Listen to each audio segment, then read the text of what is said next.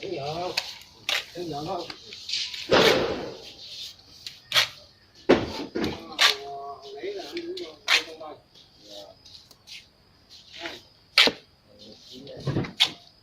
Như thằng trong đấy là thiếu rồi.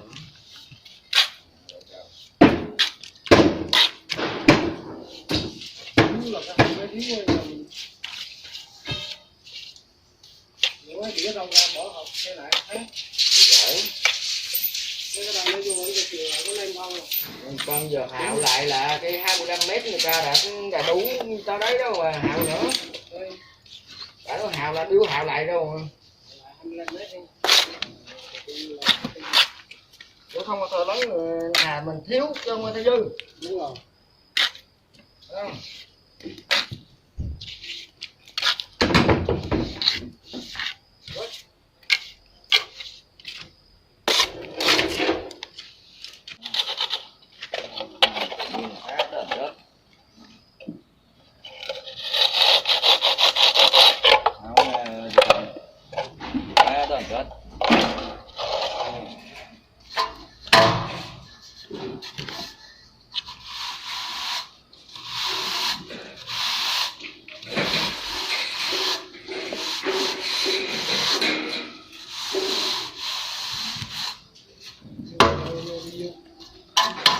Chưa đâu.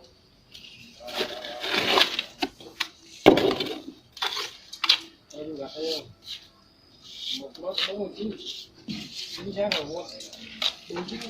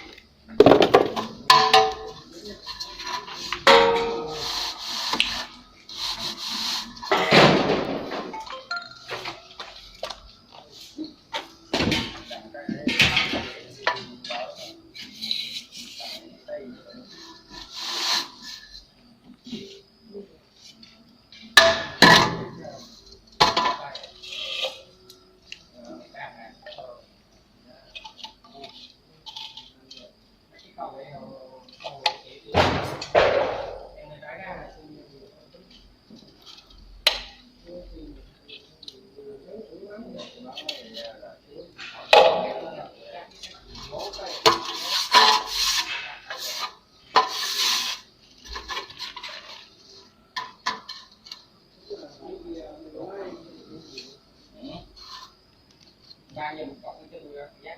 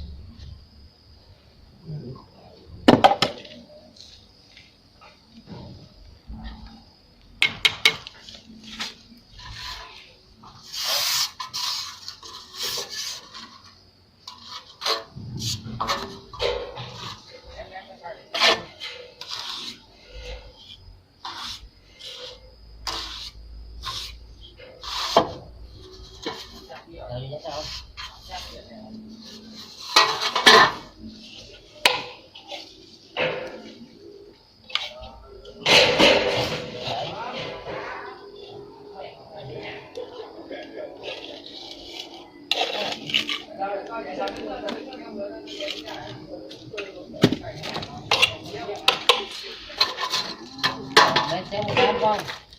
180.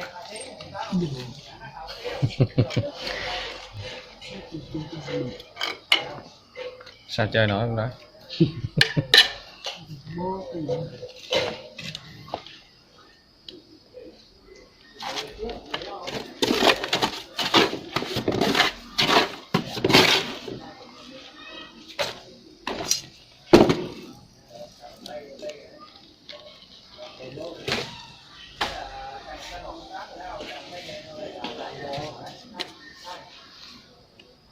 Gọi là high skill.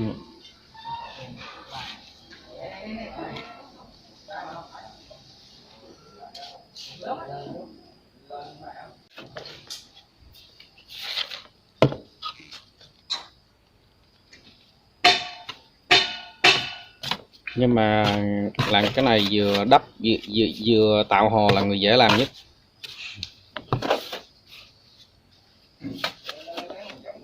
Số lượng ít nhưng mà mình kiểm soát hết tất cả lượng với là nước này nọ, đặt lỏng.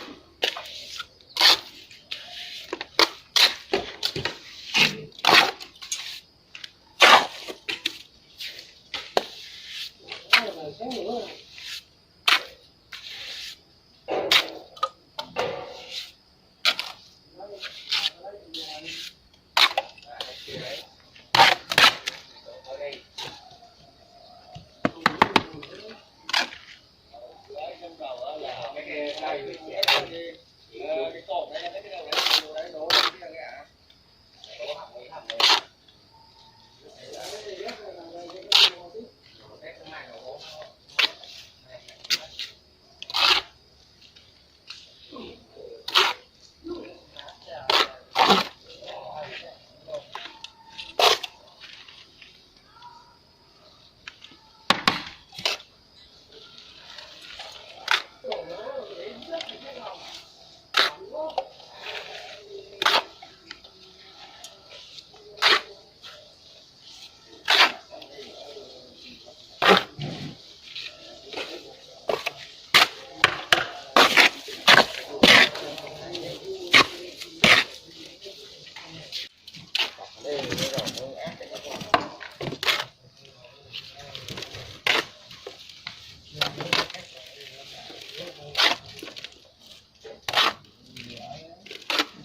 Nếu nhiều tường nó chắc còn lo vô cái còn cái dây.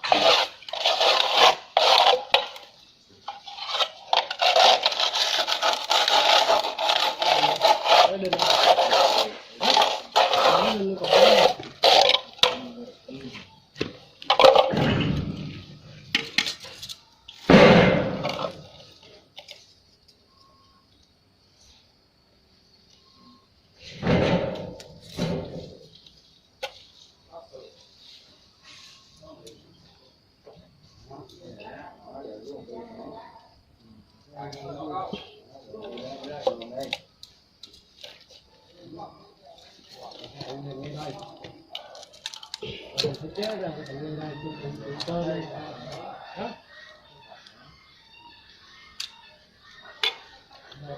Thấy ra cái gì này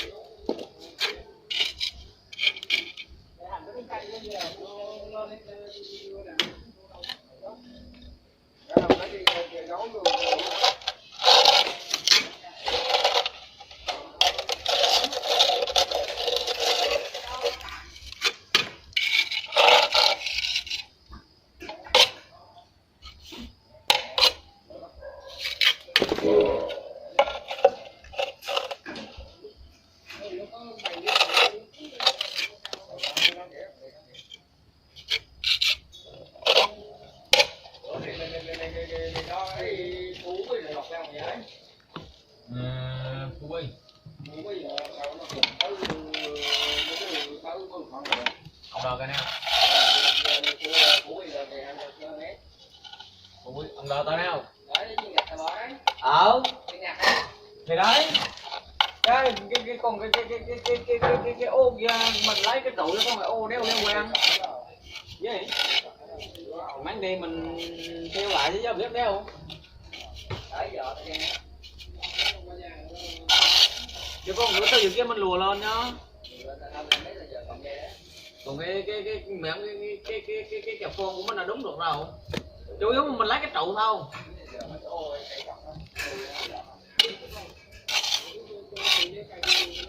Còn ố đây cho đo mà.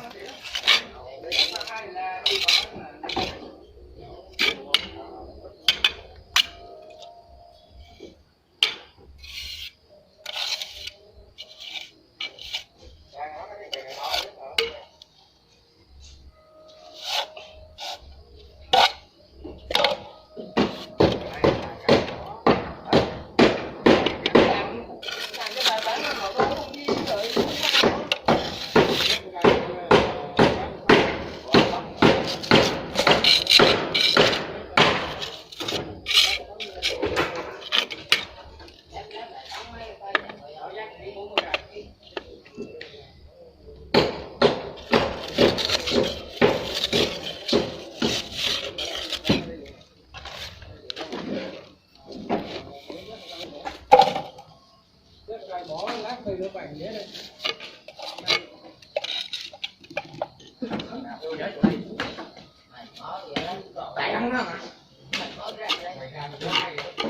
Nào mày dít rồi đi trụ mấy đẩy tán ra nhà mắm không? Này coi nhớ không? Không. Ở đây giữa đây. Cái ỉa tốt như kia ai ỉa đây?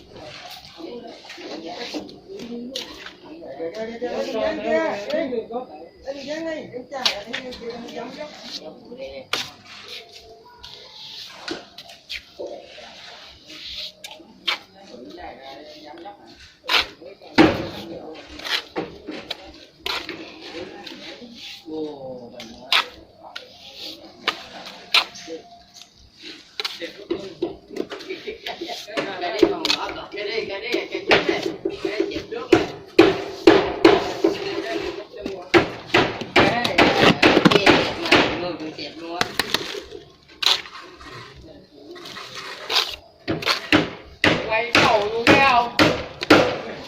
Cái cầu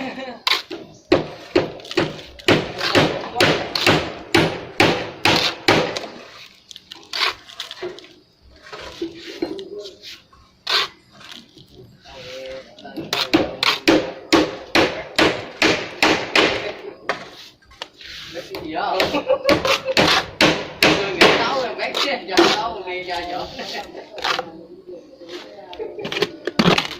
gì nữa mấy cái miếng ra kìa rồi rồi gác mấy cái miếng ra mười rồi nữa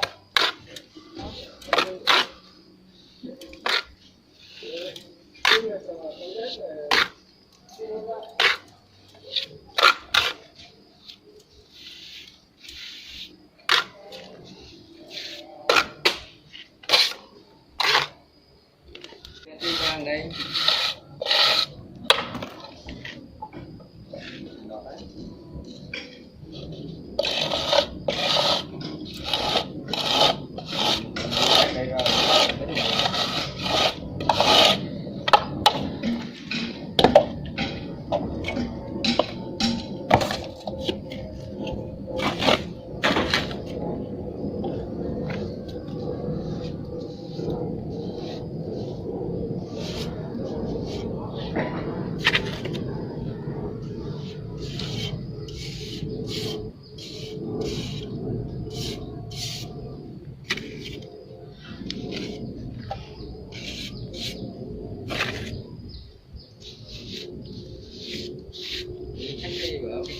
ba cây cái phòng đao hả? đúng đó. Cái chỗ này khác á.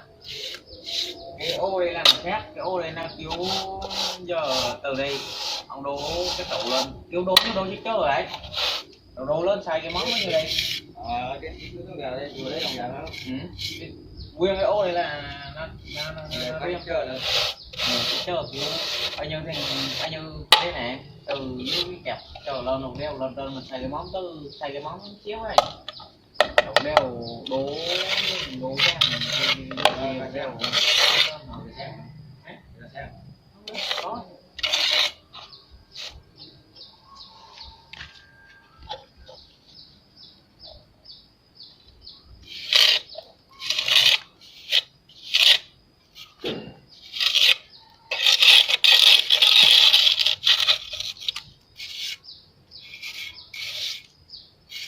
Cái dăm cái đồ tón nằm cho không chú biết không? Ông cắm cái đấy không? Cái trụ cái đồ ông mà bị cái dăm kèo mắm vô cái trụ đấy không? Cái trụ đồ cái này.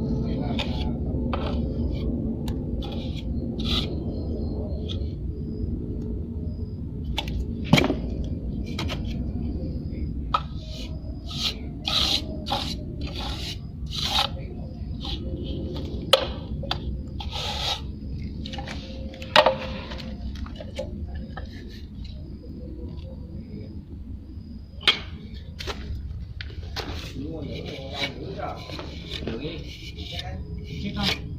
Mua gì ở đây hả? Gì rau? Gì ở tém gì đồ chẳng?